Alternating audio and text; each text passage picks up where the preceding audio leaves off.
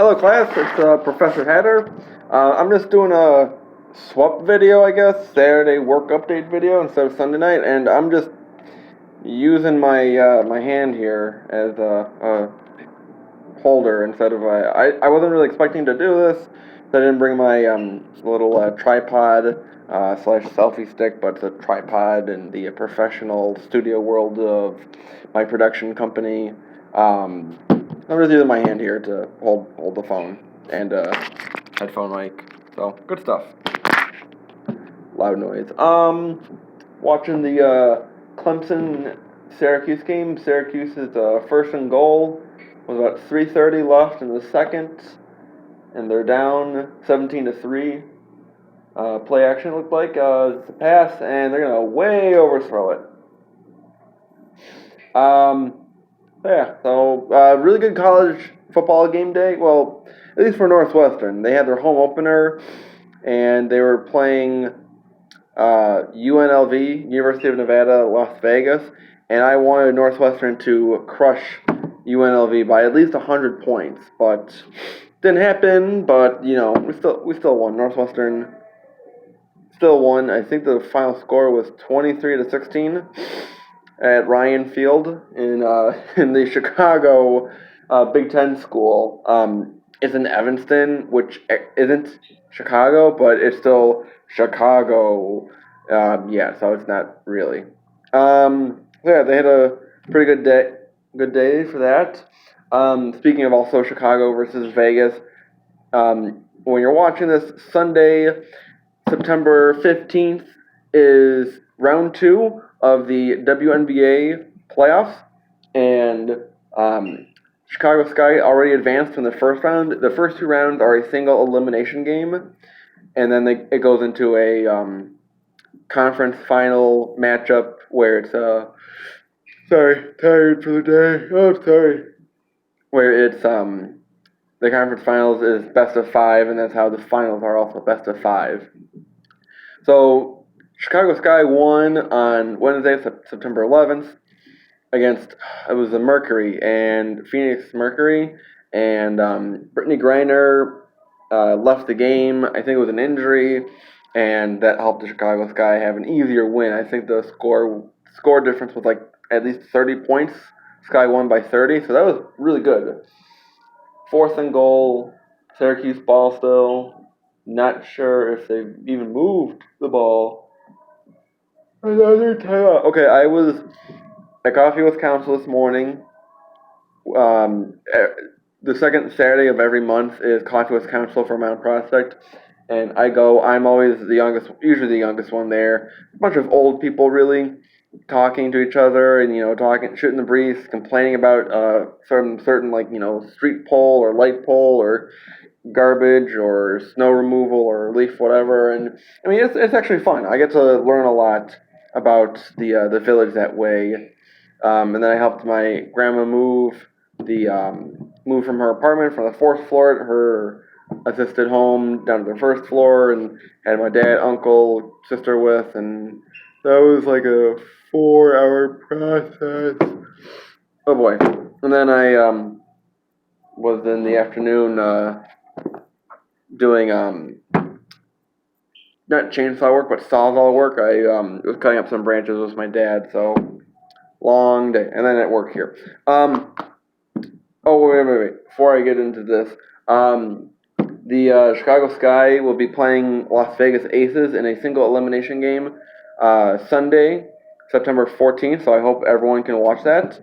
I'm going to leave in the description down below what time it is, and I think it might be on ESPN too, so we'll see. Oh, the player to review, how exciting. There's 2:18 left in the second. So that'll be a good game. I want the Chicago Sky to beat the Aces by at least 50, because, Vegas sucks. But I mean, both teams had a really good comeback here. Both teams were in the bottom of the league last year and had top 4 picks, and now they're top 4 in the league. So that's a really good comeback for both teams, especially with the Chicago Sky losing their 4th draft their 4th overall pick in the draft to an injury. Katie Lou, I think her last name is also Samuelson, but it's Katie Lou from UConn, and really good player. I thought that she was going to help bring the team to the playoffs, but they did it without her. So hopefully, however we end up, the sky ends up, Katie Lou can help win the championship next season. But great stories for both teams to come back from losing records last season. And Syracuse has to settle for a field goal, and they get it with 2 minutes left in the second. Damn it! And it is 17-6. Clemson and Ohio State lost. I hate Ohio State. Anyways, Cubbies had a huge game today. They have scored 31 runs in the last 2 days. They scored 7 runs in the 5th inning yesterday. Sergio, Major League Hats, called it. He messaged me on Twitter saying, would it be crazy if Anthony Rizzo had a grand slam? I'm like, he's due for it. He's going to do it. And Major League Hats called it. So, good on you, man. Very psychic with that kind of stuff he is. With all his baseball knowledge. He just knows when the right moment's going to happen. Boom! They're going to get the home run, the grand slammy. And they score, and I made the joke. I didn't make the meme of it, but if you know your Sesame Street, the Cubs scored seven runs in the 5th inning. Count from Sesame Street. But it was like, holy crap. And then I saw all the jokes on the Cubs Facebook fan pages saying, okay, they use up all the runs for the week on a Friday, so they're going to lose on Saturday by a lot. But we won. It was surprising. I was even surprised. Because, always the joke is like, if on a Tuesday or Wednesday the Cubs score more than 8 runs, it's like, hey, that's great, but they use up their runs for the week. And then the joke being like a quota of how many runs you're allotted per week, and the Cubs use them all up by Tuesday or Wednesday. So glad that they had such great games. And it was Chris Bryant. He tied the franchise record for most home runs in a season with his home run today. And he also tied a stat or a milestone of most home runs within the first 5 seasons of a Cubby. And a guy he tied it with, a guy named Ernie Banks. So pretty cool stat there. And then Nick Horaner, the rookie, to replace Baez for the time being. His home run, he dropped it. Cut him. His home run, I think it was in the 6th inning. Yeah, the 6th inning broke the Cubs franchise record for number of home runs in a season. I think it's at 236 now. That broke the record. Yeah, hug him. That way you'll get him out of bounds. Anyways, Braves clinched today. I don't have their hat with me. They clinched today. Beating the Nationals 10-1, so they're going to be a really good threat in the National League playoffs. Excuse me for 1 second. I'm sorry, class. I don't have any coffee in me. It's been hours since I've had coffee or caffeine going. And big throw. He dropped it. 4th and 3rd. What are you going to do? You're going to go for it? I'd go for it. Why not? I do that all the time with my Hawaii team. I'm the coach in NCAA Football 14 on PlayStation. I'm the coach of the University of Hawaii Rainbow Warriors. And I go for it on 4th. I even go for 2. So it's going to be an interesting stretch coming down the run here with, I'm checking a message here from Major League Hats with Twitter here. And it's going to be interesting with the Cubs because we have one more game with the Pirates. Then we host Cincinnati for 3 games. Excuse me. And then we host the Cardinals. And then we go on the road to Cincy, and then on the road to close the season at St. Louis. Yeah, I'm doing it a bit too long. Oh, well. And, nice. College game day is going to be at Athens, Georgia next week. Go Bulldogs.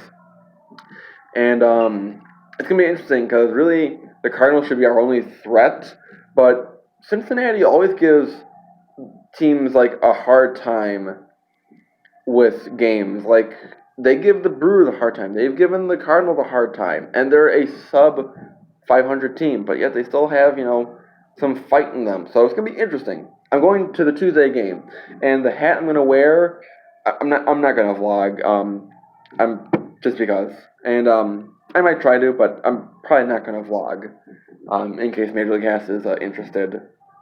Um, I might shoot a few videos for a moment because Gary Pressey, I put on Instagram, Gary Pressey, the organist for the Cubs, is retiring at the end of the season. It's really sad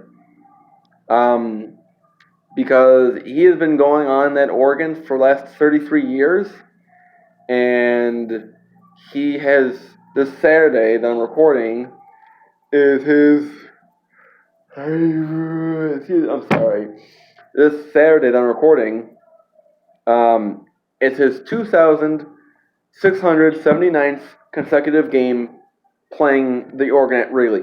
He is an icon of Cubs history, Chicago, sports history, baseball history, pretty much. So hats off to Gary, and it'll be nice to hear him one more time Tuesday. And the hat I'm going to wear is going to be for a special reason. It's not going to be a regular Cubs hat, just a on the field hat, but it'll be a special hat for a special reason because of what September 17th is. Comment down below if you think you know what September 17th is. It's a special historical holiday. So if you know what it means, I'll give you extra credit if you comment down below what it is. So, flag on the field for wearing a white hat for the ref.